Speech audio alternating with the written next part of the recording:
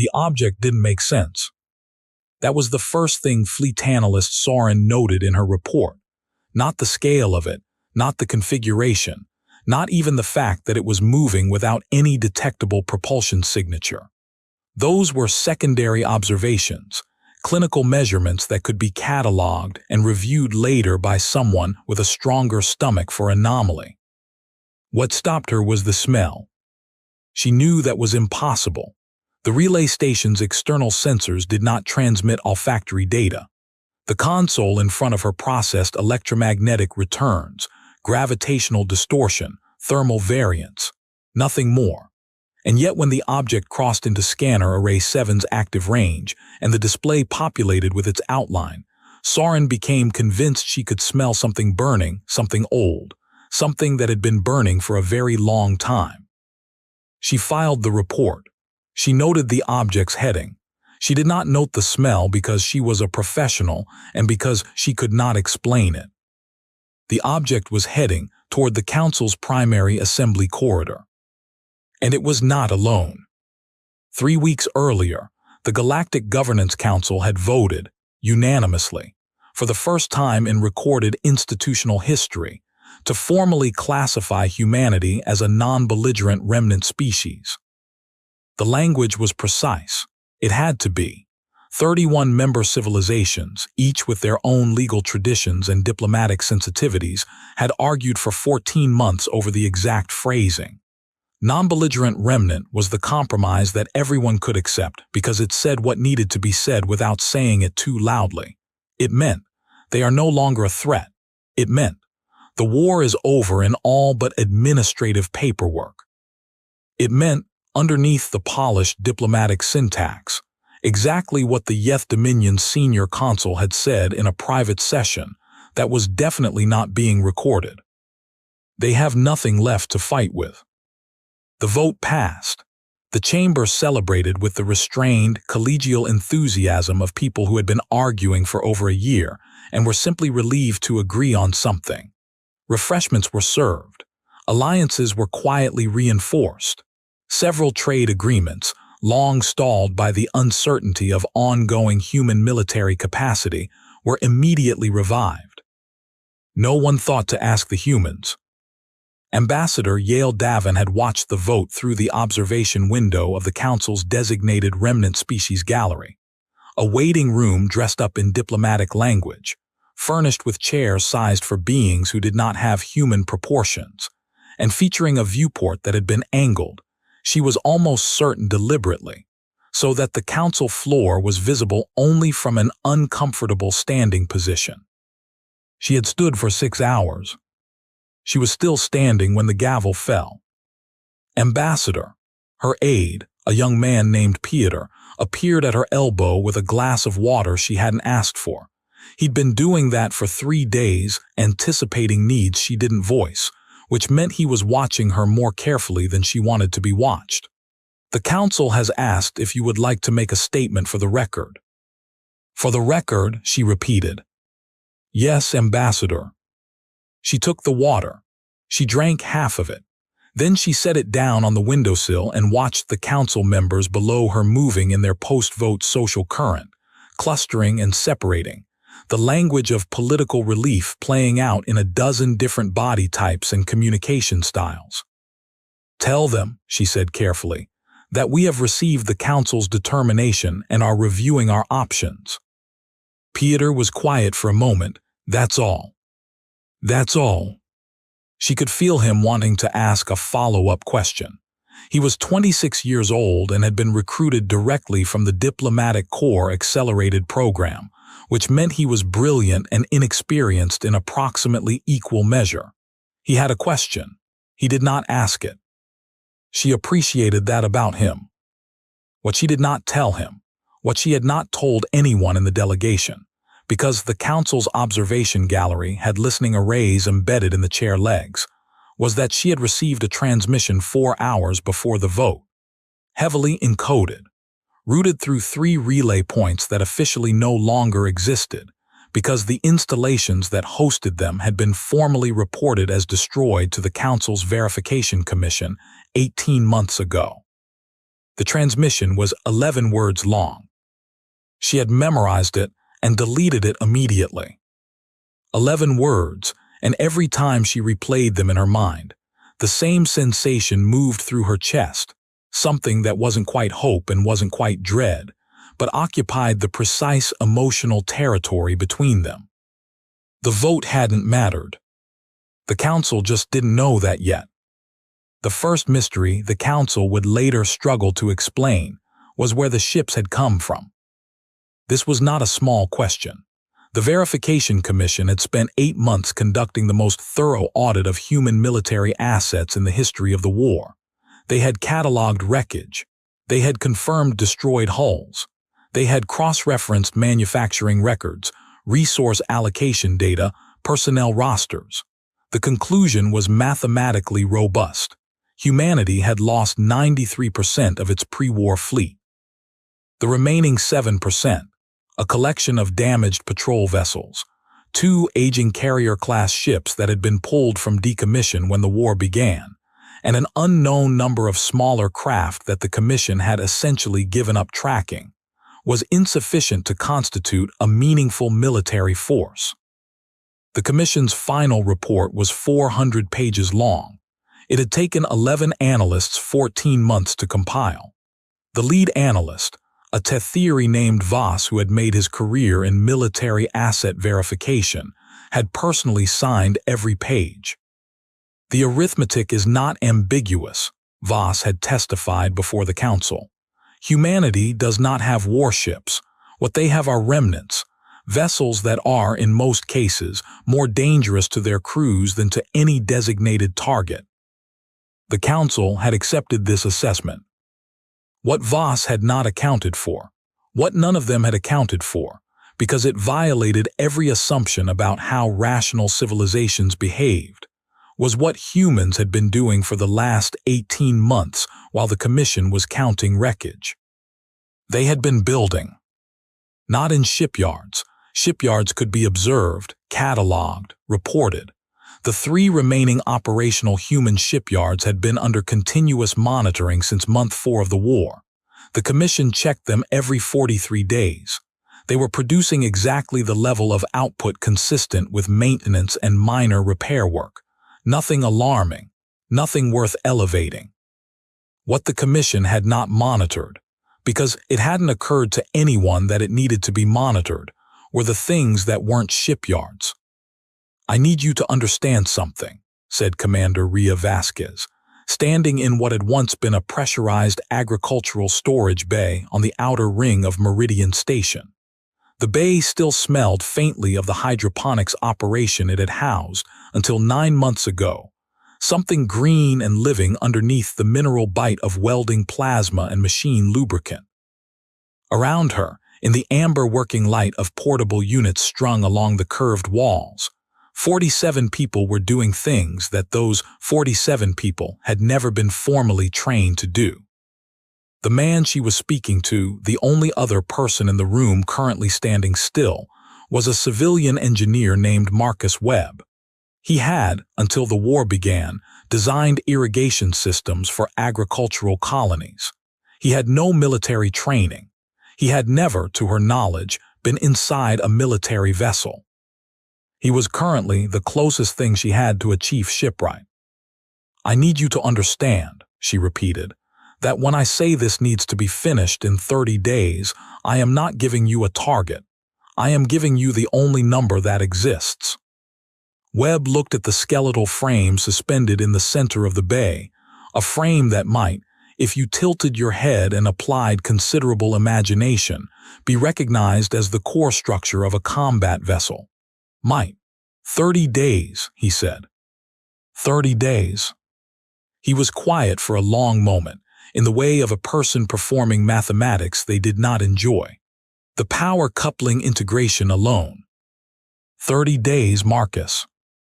Another silence.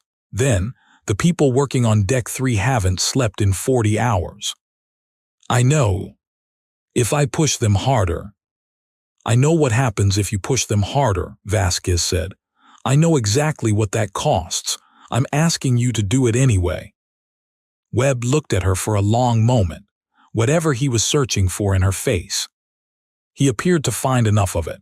He turned back to the skeleton hanging in the amber light, and something in his posture shifted, not resignation, exactly. Closer to the look of a person who has made a decision they won't revisit. 30 days, he said, you'll have her. That conversation happened in 47 locations across human-controlled space simultaneously. Same 30-day window, same instruction, same understanding of what the deadline meant and what it would cost. The council did not know about any of them. The verification commission did not know. Fleet analyst Soren, still 6 days away from her encounter with the object that smelled like old burning, had never heard of Meridian Station. And that was the second thing nobody thought to ask. Not just where the ships had come from, but how many people had known about them, and had chosen, for months, to say absolutely nothing. The Yeth Dominion senior consul was named Harath, and he was not easily disturbed. He had served in diplomatic positions for 30 years, had personally negotiated 3 territorial resolutions that his predecessors had declared impossible, and had survived a political coup in his home government with his career and both of his primary neural clusters intact. He was, by any reasonable measure, a steady presence. He became less steady the morning fleet analyst Soren's report reached his desk. He read it 3 times, then he called his military attaché. The object on Array 7, he said, single contact. Originally, Consul. The attaché's voice was careful in the way that voices get careful when the speaker is managing information they do not want to deliver. The updated survey as of 40 minutes ago shows a pause. 47 contacts, moving in coordinated formation. Harath set down the report, 47. Yes, Consul. The Commission's assessment of functional human military vessels was fewer than 40, yes, Consul. The current contacts are larger than expected in several cases. We're still establishing classification. Harath was quiet. The silence lasted long enough that his attaché said, tentatively, Consul. Get me Ambassador Davin, Harath said. Sir. Get me the human ambassador, now. She came to his office rather than the formal meeting rooms, which was the first indication she had been expecting this conversation. She sat across from him with the specific quality of stillness that he had come to associate, over years of cross-species negotiation, with something that was not calmness. That was the outer surface of something much more controlled and much more complex than calm. You knew, he said. He was not framing it as an accusation. He was framing it as a fact he was only now catching up to. I received information, Davin said, recently. How recently? Before the vote. Harath absorbed this. Outside his viewport, the council's administrative district carried on its ordinary rhythm, transports moving along designated corridors, the distant geometric shapes of the other member species' embassy structures. Everything exactly as it should be. Everything exactly as it had been 3 hours ago, before Soren's report had started moving up the chain. Ambassador, he said slowly, the council voted to classify your species as non-belligerent remnant. She said the words with perfect neutrality. Yes, I was present. Those ships are not remnants. He studied her face. 30 years of cross-species negotiation, and he still found human faces among the most difficult to read, not because they were unexpressive, but because they expressed so many things simultaneously, and he was never quite certain which layer was the real one. What do they want? It was, he realized immediately, slightly the wrong question, but she answered it anyway. A conversation, she said, a real one, not an observation window. Here is what the council thought it understood about the ships. They thought they were a bluff, a display of assets humanity had concealed, impressive in its own way, a noteworthy act of strategic deception, but fundamentally a negotiating gesture. Show the weapons, improve the terms. This was a recognizable behavior pattern. Every civilization in the Council had done something similar at some point in its history. The response protocol was well established. You acknowledged the display. You opened a revised dialogue. You made adjustments at the margin.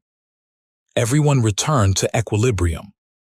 Several council members, in private communications that were very definitely not being archived anywhere, expressed something close to admiration. The humans had played a weak hand cleverly. That was respectable. That was the kind of move you noted and filed away for future reference. What no one was admitting, what the reinterpretation would take another 72 hours to fully assemble, was the specific question that Verification Commission lead analyst Voss had begun asking himself in increasingly urgent terms the moment he saw Soren's count reach 47 and keep climbing. He had counted the wreckage. He had confirmed the destroyed hulls. His numbers were not wrong. Which meant those 47 ships, now 61, as of the most recent count, could not have been built from human military stock. The military production capacity didn't exist. The shipyard output didn't support it. They had been built from something else. Voss pulled his commission files. He looked at the resource allocation data he had reviewed 14 months ago and had classified as irrelevant. The reports of civilian industrial retooling, the unusual patterns in raw material shipping across human-controlled systems, the agricultural stations that had gone quiet not because they were destroyed, but because they had stopped producing agricultural reports. He had noted these anomalies. He had cross-referenced them against military production and found no match. He had moved on. He had been looking for military production because that was what shipyards did. He had not been looking for 60 people in a repurposed agricultural bay, working for 40 hours without sleep, building something that had never existed before from materials that had never been intended for this purpose. Every answer was making the question larger.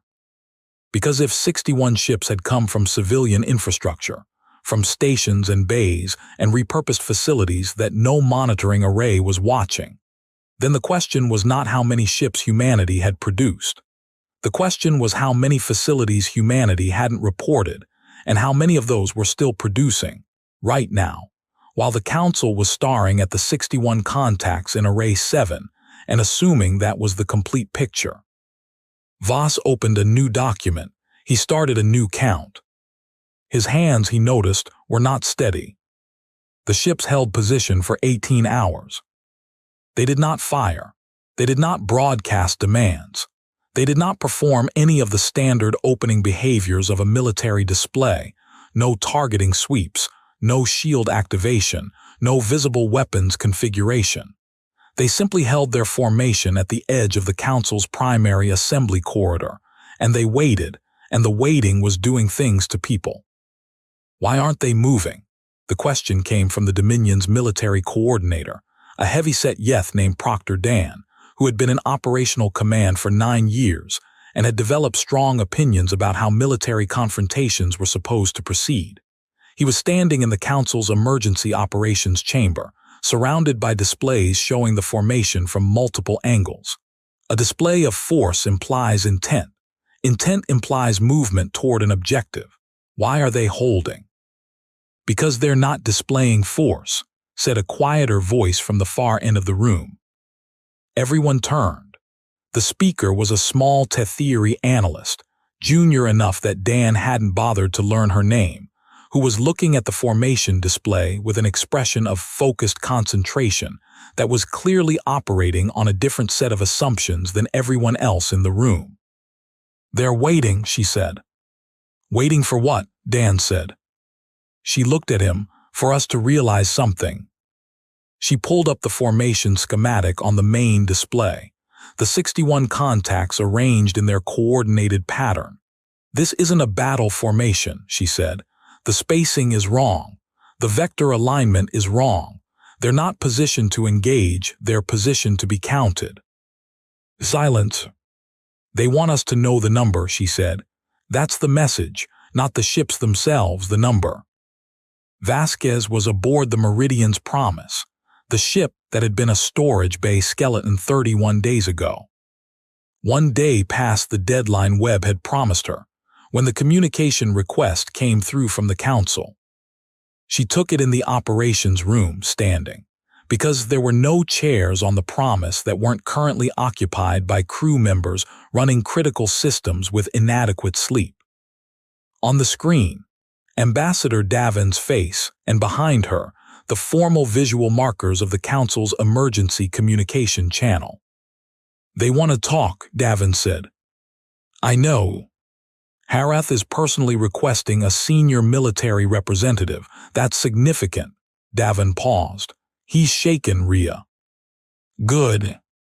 He asked me," another pause shorter. "He asked me how you did it. I told him I wasn't the right person to ask." Vasquez looked around the operations room, at the people running systems they'd taught themselves from archived manuals, at the coffee, actual coffee, rationed and irreplaceable, that someone had left beside her console because her crew had noticed she hadn't slept, at the lights that flickered every 40 minutes because the power coupling integration had been done in 28 days instead of 30 and Webb had never quite gotten the variance to 0. "Tell him," she said, "that I'll explain it in person in the council chamber." She straightened. "In the main chamber, not the observation window."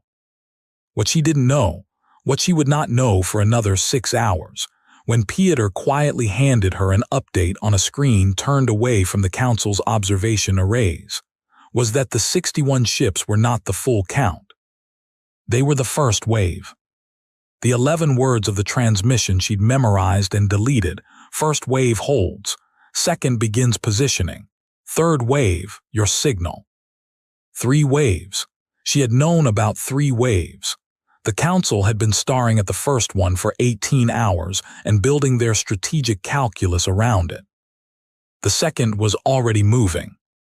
The council chamber's acoustics were designed for large bodies of different vocal ranges to be heard simultaneously without artificial amplification.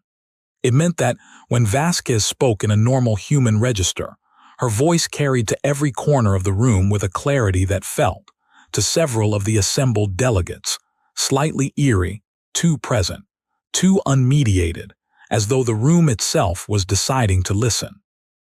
She stood at the center address platform. She had refused the podium. She had declined the translation earpiece provided by the Council's Diplomatic Services Division on the grounds that the Human Diplomatic Corps had its own translation hardware, which was accurate, although the translation hardware she was wearing also had a secondary function that she did not mention. Around her, in the tiered seating of the Council's main chamber, 31 member civilizations waited. Consul Harath sat in his designated position and watched her the way you watch something you've underestimated and are reassessing in real time. "I'm going to explain something," Vasquez said, "and I want you to understand that I'm not explaining it as a threat. I'm explaining it because the Council made a determination about humanity based on an incomplete understanding, and that incomplete understanding is dangerous, to you as much as to us." Proctor Dan, seated in the military observer section, leaned forward. "You concealed military assets from the Verification Commission." "We concealed nothing from the Verification Commission," Vasquez said. "The commission looked for military production in military facilities. They found what was there. Their methodology was sound for what they were looking for." "Then where did the ships?" "We have 47 agricultural stations that converted to light manufacturing in the last 18 months, Vasquez said. "We have 11 commercial shipping depot complexes that retooled their maintenance bays. We have 3 orbital platforms that were officially reported as decommissioned, and were in fact partially functional, staffed by volunteers, operating without centralized command oversight." She paused.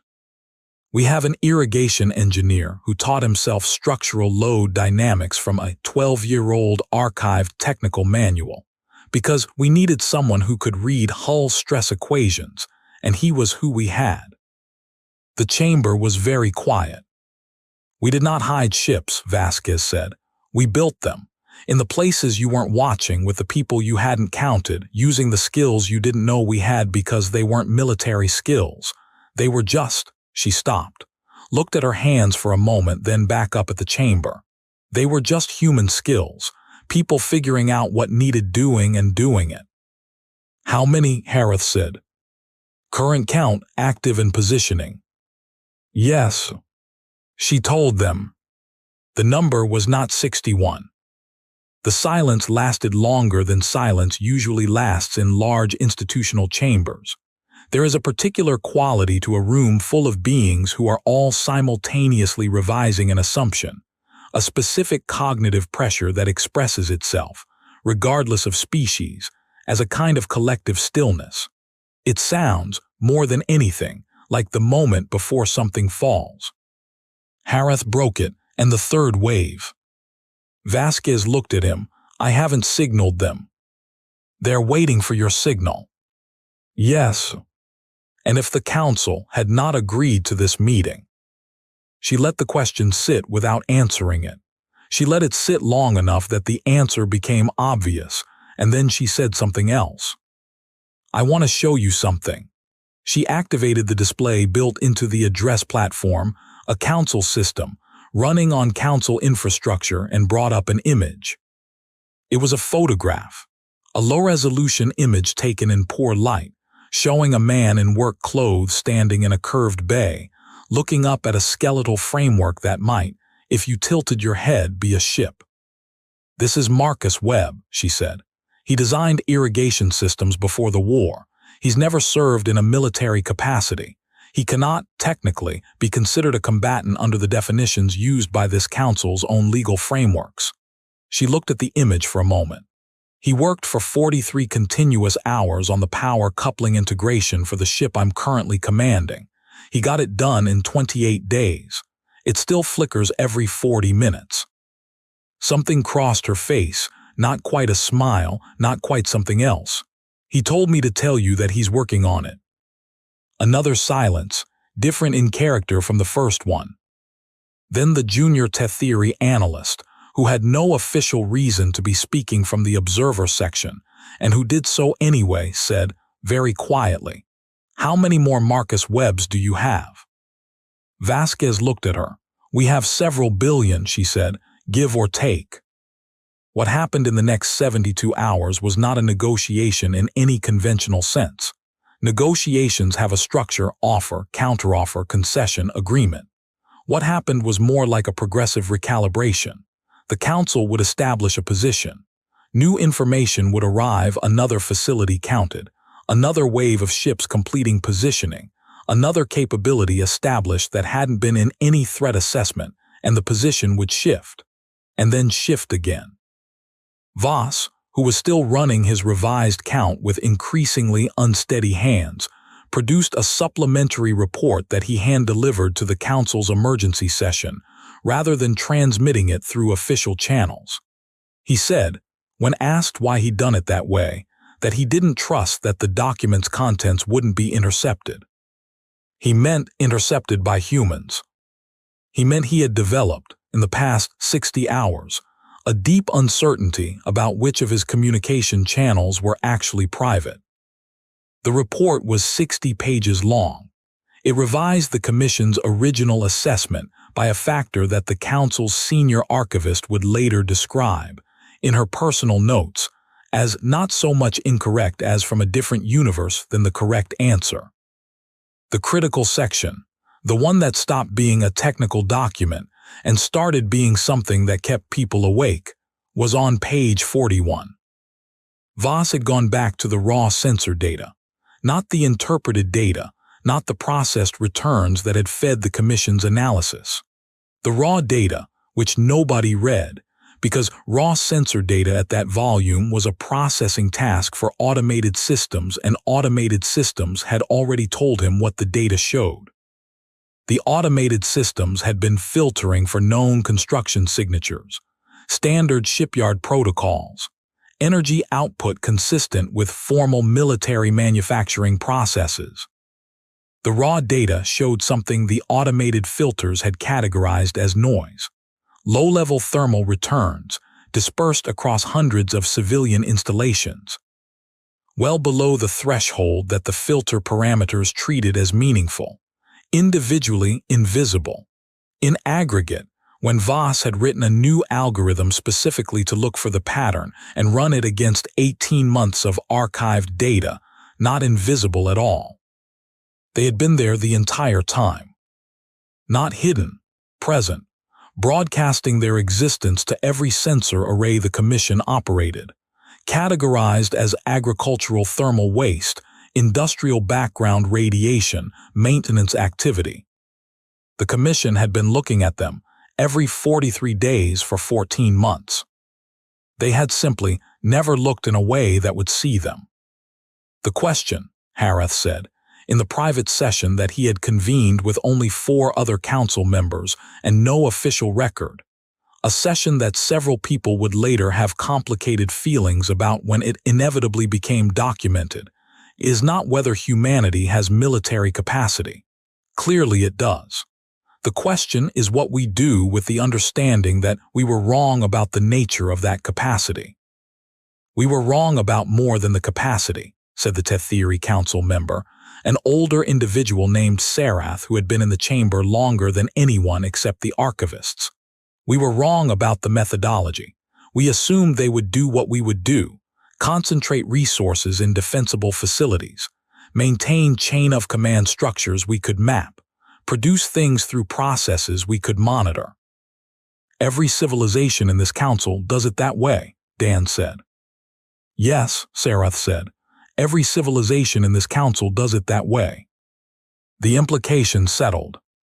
They distributed it, Hareth said slowly. Not as a strategy, not as deliberate deception. They distributed it because that's how they actually work. Hundreds of independent groups, Sarath said. Minimal central coordination, sharing techniques across networks we categorized as civilian communication, each unit operating under its own judgment toward a shared objective without anyone giving them orders. Dan looked like a man experiencing a headache from the inside. That's not how you run a military operation. No, Sarath agreed. It's not how you run a military operation. It is, apparently, how humans run everything. Vasquez received the formal communication request from Hareth at 300 ship time, 6 hours after she'd given the speech in the council chamber. She was sitting in the operations room because her bunk felt dishonest, too much like rest, too much like assuming things had resolved. They're asking for the terms, Pieter said, appearing with water she hadn't asked for. Our terms? Yes, Ambassador Davin says they're ready to formalize. She looked at the flickering lights, 40-minute interval, Webb's unresolved variants poolsing in the amber ceiling. Tell them we have one condition, she said. One. The Council's institutional classification of humanity, all language about remnant status, all frameworks built on the assumption of limited capacity, gets formally retracted and permanently archived. Not just amended, archived. So there's a record of how the assumption was made and what it cost to correct it. Pieter wrote this down. And the ships, the Council will want to know about standing down. We're not standing down, Vasquez said. We're repositioning to non-threatening formation. There's a difference. The third wave stays where it is until the formal retraction is signed and entered into the permanent record. They won't like that. They'll accept it. He looked at her. How do you know? She thought about 47 agricultural bays, about Voss's unsteady hands, about the junior Tetheri analyst asking how many Marcus Webbs humanity had, about a photograph in poor light and a man who designed irrigation systems and had never once, in 43 continuous hours, stopped working. Because they've figured out, she said, that they don't know how to count us. The retraction was signed the following morning. The formal session was brief, notable mostly for the specific silence that occupied the chamber while the document was being read aloud by the archivist. It was not a comfortable silence. It was the silence of 31 civilizations individually arriving at the same uncomfortable question, which was not about humanity's military capacity or diplomatic position or the terms that had just been formalized. It was this: if the Commission had missed the ships, if 14 months of systematic monitoring had looked directly at the evidence and categorized it as noise, what else had been categorized as noise? Sarath, who was old enough to have developed the particular wisdom of understanding what questions to leave unasked in formal sessions, said nothing. He wrote the question in his personal journal that evening. He wrote it once, carefully, and then he sat looking at it for a long time. He did not write an answer because he did not have one. He suspected no one did. Marcus Webb was sleeping, actually sleeping, horizontal, on the floor of the agricultural bay that still smelled faintly of hydroponics beneath the welding plasma, when the news came through the station's communication system. The lights on the Promise had held steady for 6 hours. The variance was at 0.003, well below operational threshold. Someone shook him awake to tell him the council had signed. He listened to the information.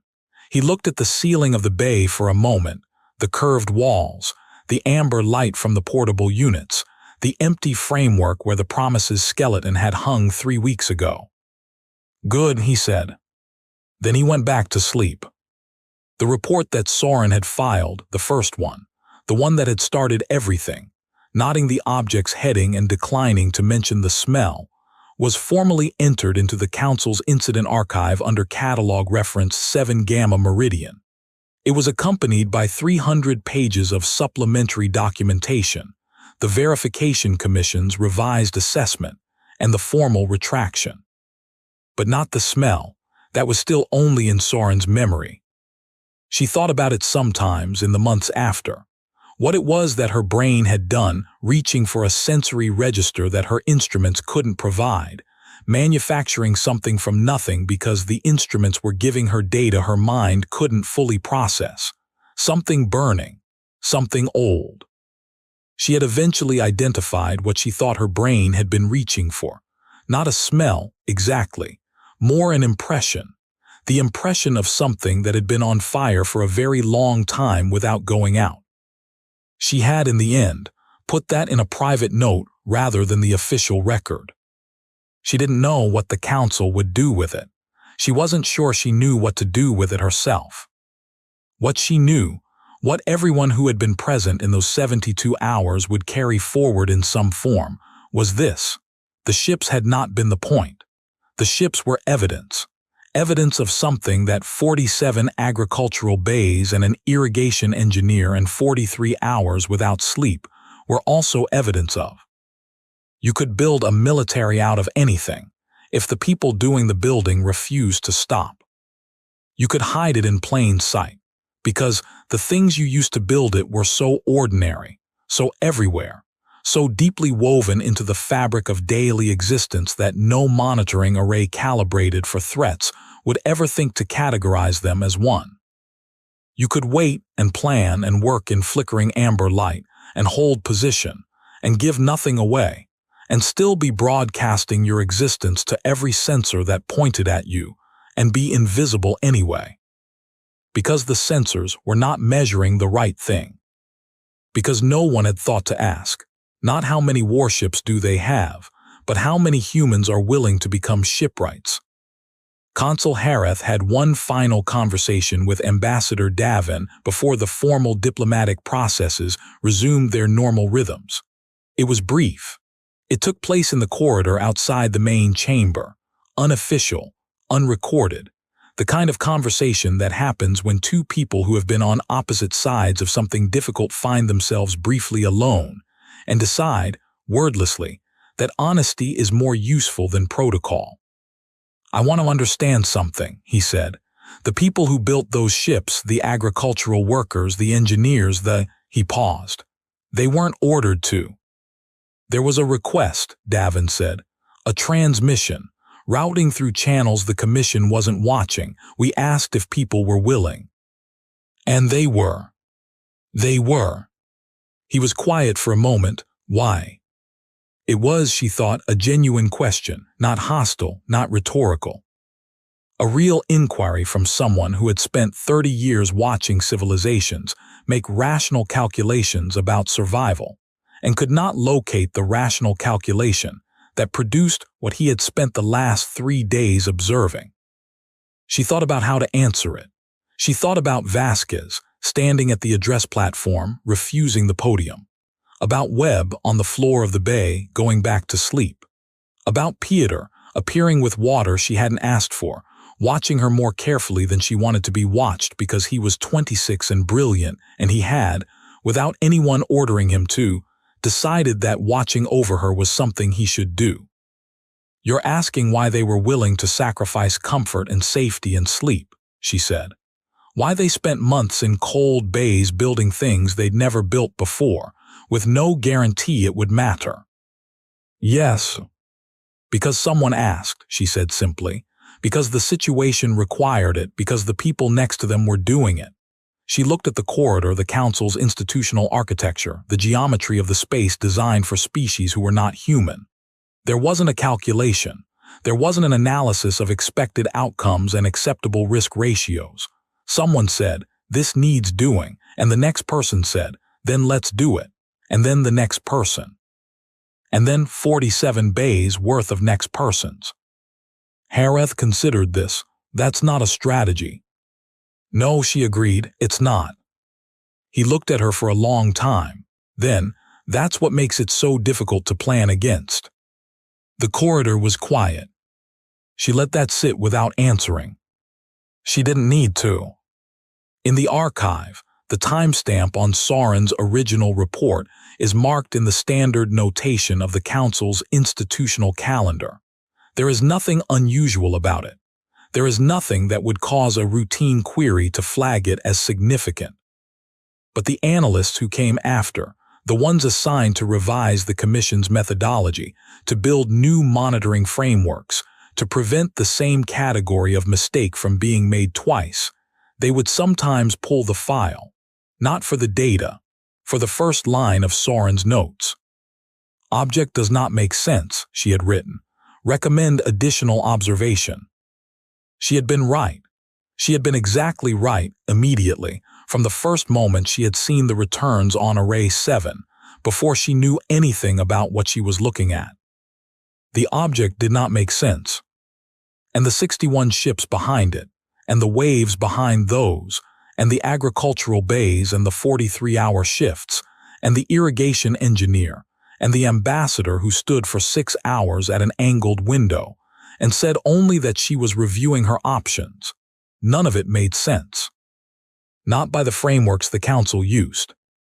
Not by the models that had been built, carefully and correctly, from 31 civilizations worth of data about how species that wanted to survive actually behaved. It only made sense if you accepted one premise that the Council's entire institutional architecture had never been built to process, that humanity did not calculate the cost first and decide whether to pay it. They paid it and discovered the cost later and paid the rest anyway. The monitoring frameworks were updated. The methodology was revised. The verification commission was restructured. But somewhere in the Council's permanent archive, filed under catalog reference 7 Gamma Meridian, Soren's first line sits unchanged. The object did not make sense. And somewhere in a station that still smells faintly of hydroponics, a man who designs irrigation systems is sleeping on the floor. The lights on the ship he built hold steady. He is already